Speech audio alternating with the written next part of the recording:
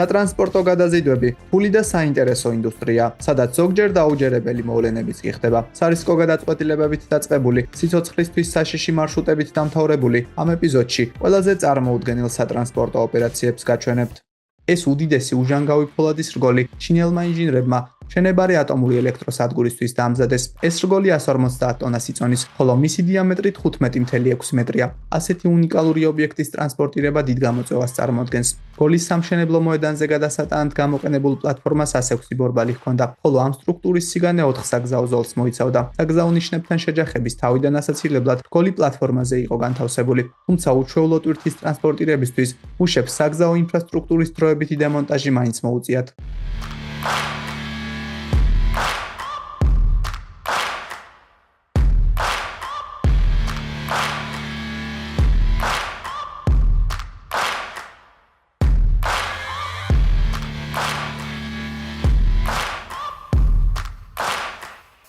სოფლიოში უდიდესი სამთო ექსკავატორის წონა 768 ტონა. ასეთი უზარმაზარი აღჭურვილობა მაღაროებში დაშლილი სახით იგზავნება, მაგრამ არის შემთხვევები, როდესაც ის აწყობილი გადააქვთ. მძლავრი ტრაქტორებიც კი ამ 10 მეტრის სიმაღლის გიგანტთან შედარებით სათამაშოებივით გამოიყურებიან.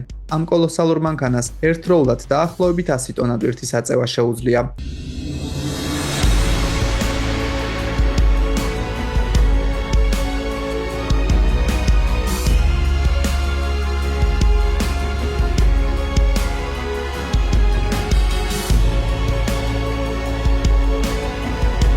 ეს კადრები ედმონტონში, კანადის პროვინცია ალბერტას დედაქალაქშია გადაღებული. სატვირთო მანქანების კოლონას შენებარე ნავთობქიმიურ კომპლექსში 96 მეტრიანი დანადგარი გადააქვს. დანადგარი დაახლოებით 800 ტონას იწონის. 179 მეტრის სიგრძის კოლონას მისი ტრანსპორტირებისთვის 3 დღე დასჭირდა.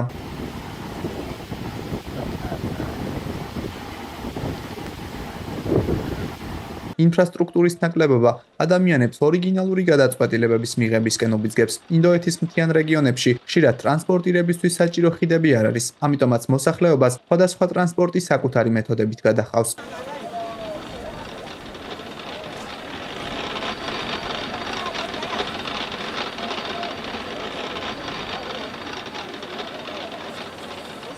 კოსმოსურმა შატლმა ენდეორმა 2012 წელს უცნაური მოგზაურობა განახორციელა. ამჯერად ის არა კოსმოსში, არამედ ლოს-ანჯელესის ქუჩებში აღმოჩნდა. 1992 წლის მაისიდან 2011 წლის ივნისამდე შატლმა 25 ფრენა განახორციელა და მან საერთო ჯამში 198 მილიონი კილომეტრი დაფარა.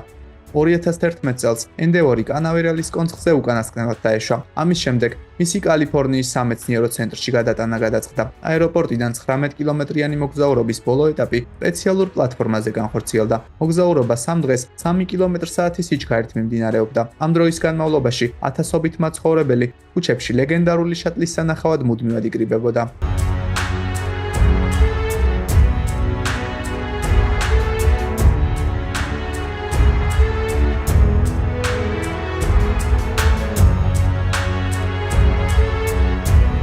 ეს რთული, მაგრამ წარმოუდგენლად შთამბეჭდავი მოგზაურობა გერმანიაში განხორციელდა. გერმანული დიზელ ელექტროწყალქვეშა ნავების ეს სერია 1970-იან წლებში შეიქმნა. ის 22 მეზღვაურისგან შემდგარი ეკიპაჟისთვის იყო განკუთვნილი. ამ წყალქვეშა ნავების კორპუსის სიგრძე დაახლოებით 50 მეტრი, ხოლო წონა 500 ტონაა. 2010 წლის დასაწყისში გერმანიის მთავრობამ ამ წყალქვეშა ნავების დემონტაჟი ფლოტის მოვლა პატრონობისთვის და შეკეთების ხარჯების ოპტიმიზაციის მიზნით გადაწყვიტა. წყალქვეშა ნავების უმეტესობა დაიშალა, მაგრამ უჩვიდმეტმა ზინშაიმის ტექნიკური მუზეუმის ყურადღება მიიპყრო. ასეთი კოლოსალური გემის ტრანსპორტირება რთულ საქმეს წარმოადგენდა. საბოლოო ჯამში უჩვიდმეტი ჯერ წყლით, შემდეგ კი სპეციალურად აღჭურვილი სატვირთო მანქანით გადაიტანეს. ბალტიის ზღვიდან მუზეუმამდე მოგზაურობას ერთი თვე დასჭირდა და ეს მოგზაურობა დაახლოებით 2 მილიონი დოლარი დაჯდა.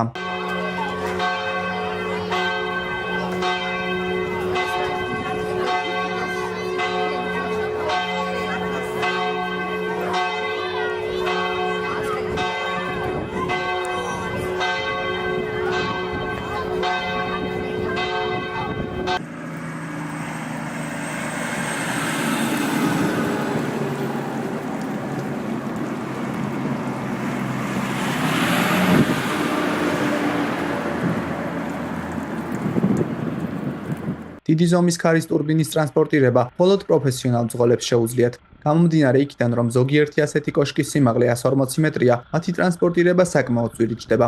ერთი ქარის ტურბინის ტრანსპორტირების საშუალო ღირებულება 30,000-დან 100,000 დოლარამდე მერყეობს.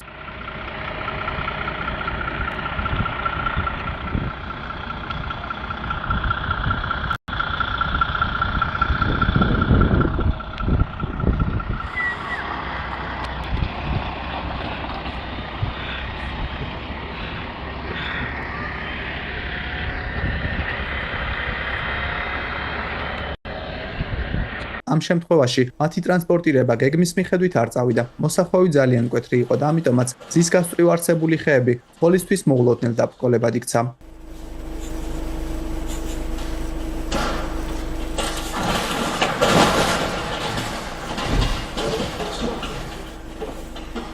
აიოვას შტატში მცხოვრებმა ოჯახმა წინაპრების მემკვიდრეობის ბიუკენენის სასახლის ახალ ადგილას გადატანა გადაწყვიტა. 17 ოთახიანი შენობა, რომლის წონაც დაახლოებით 400 ტონა იყო, 8 კილომეტრის მანძილზე უნდა გადაეტანათ. ამ საქმის შესასრულებლად 20 ადამიანის ჩართულობა გახდა საჭირო. მათ სასახლე 140 ბორბლიანი პლატფორმის საშუალებით გადაიტანეს. მუშებს ადგილის გასათავისუფლებლად ათობით კონსტრუქციის დემონტაჟი მოუწიათ. გადაადგილების სიჩქარე დაახლოებით 3 კმ/სთ შეადგენდა. ეს რთული მისია საბოლოოდ წარმატებით დასრულდა. I'm surprised with that simple of it.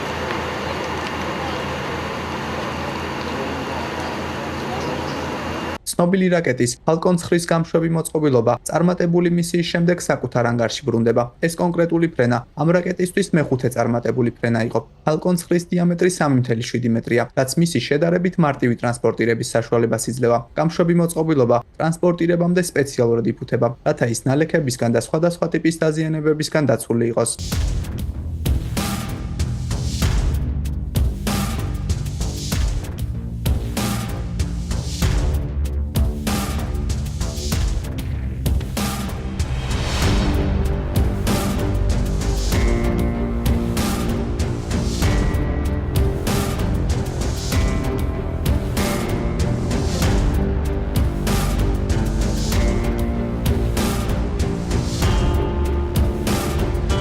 $2020 წელს უკრაინის ქალაქ ნიკოპოლთან ახლოს მდებარე ხიდზე უჩვეულო ავარია მოხდა. ხიდის ერთ-ერთმა მონაკვეთმა დაწოლას ვეღარ გაუძლო, რის შემდეგაც ის სატვირთო მანქანის მისაბმელთან ერთად წყალში ჩავარდა. საბედნიეროდ, სატვირთოს წინა ნაწილი ხიდზე დარჩა, რის გამოც მძღოლს საფრთხე არ შექმნია. ხიდის ტვირთამწეობა 10 ტონა იყო, თუმცა სატვირთოს მძღოლს ეს მაჩვენებელი არ დაურღვევია. ის თუ რა გახდა ხიდის ჩამოშლის რეალური მიზეზი, შემდეგ ამათის საგანს წარმოადგენს.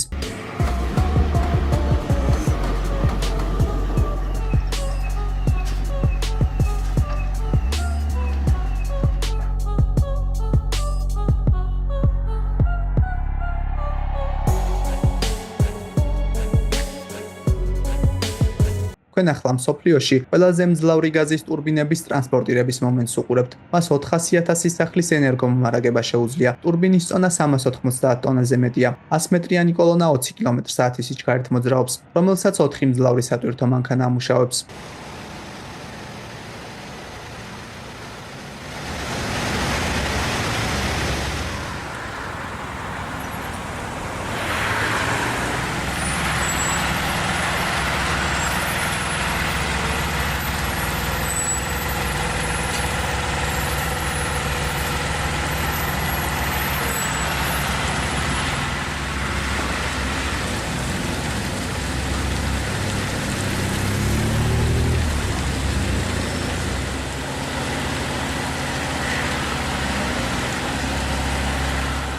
ზოგიერთი რეგიონის გზები 10 წლეულების განმავლობაში გადაულახავ დაბრკოლებას წარმოადგენდა, თუმცა დღევანდელი ტექნოლოგიების წყალობით გზები ისეთ ადგილებში გახავთ, სადაც ეს ერთი შეხედვით წარმოუდგენელია. ამ ფაქტის ნათელ მაგალითს ჩინეთში მდებარე სოფელი მინჯუს გზა წარმოადგენს. მისი გავლა გამოცდილი მძღოლებისთვისაც კი გამოწვევაა, მაგრამ სოფლის მაცხოვრებლებისთვის ეს გზა გარე სამყაროსთან დამაკავშირებელ ერთადერთ ვარიანტად რჩება.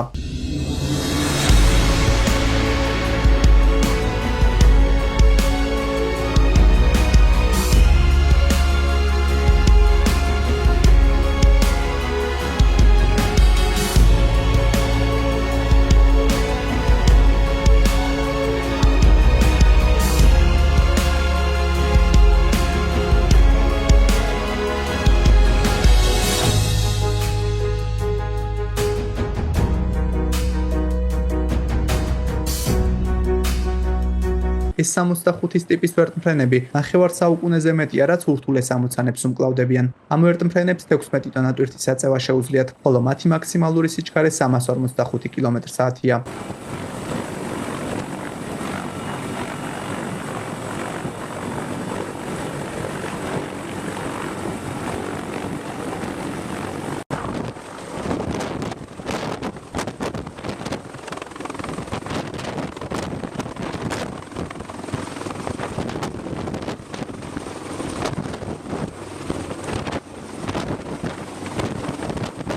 ალპებში ნახირი 2800 მეტრამდე სიმაღლეზე მდებარე მაღალმთიან საძოვრებზე მიყავთ. ასეთ სიმაღლეზე ავტომობილით ასვლა საკმაოდ დიდ სირთულეს წარმოადგენს. სწორედ აქ ერთვება ავიაცია. თუ ძრო ხავად გახდება, მის მოსაყვანად ვერტმფრენს გზავნიან. ასეთ შემთხვევებში ცხოველის სათანადოდ დამაგრება აუცილებელი, რათა ის სიმაღლიდან არ ჩამოვარდეს.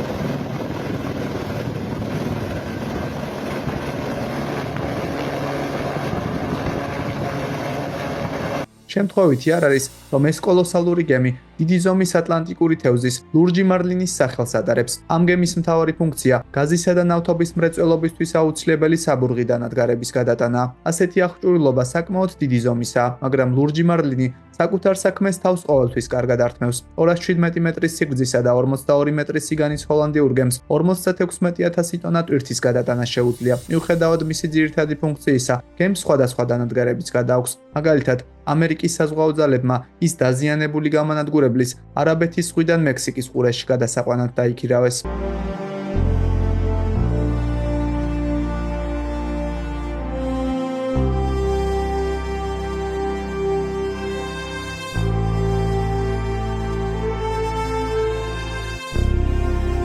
ეს იდეალური ილუსტრაცია იმისა, რომ ტრანსპორტირების დროს შეიძლება ნებისმიერი რამ მოხდეს.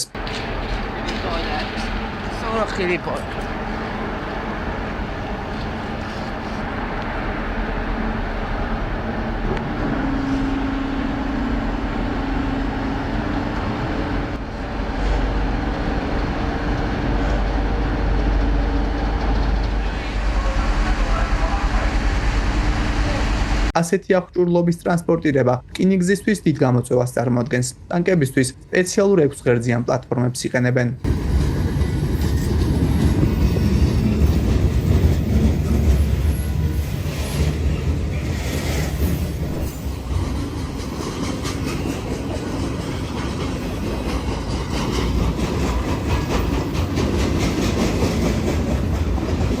ეს მანქანების ყინულოვანი ექსპორტია იაპონიიდან. ისინი ერთ-ერთ პორტში ყინულის ბლოკების სახით ჩავიდნენ. ძლიერმა ქარმა ზღვისწყალი ყინულის ქერქად აქცია.